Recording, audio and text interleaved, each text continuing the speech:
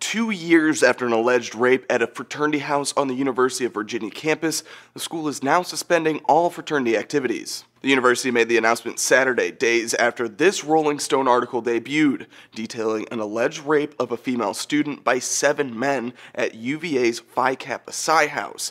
The accuser says it happened in 2012 and the university didn't do anything about it. UVA President Teresa Sullivan posted a statement reading, in part, "I write you today in solidarity. I write you in great sorrow, great rage, but most importantly, with great determination.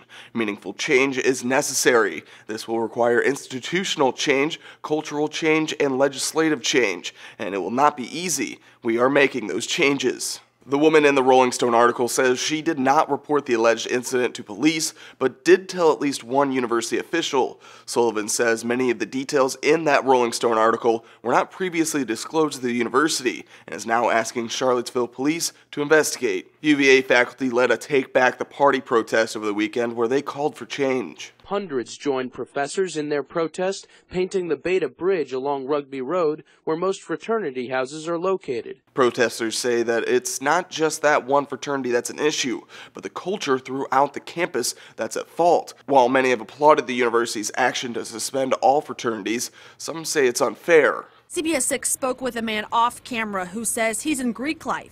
He says he doesn't believe all the organizations should be punished for the allegations. The ban will be in place until at least January 9, 2015. Prior to the all-campus fraternity suspension, Phi Kappa Psi announced a voluntary suspension of its UVA chapter Thursday.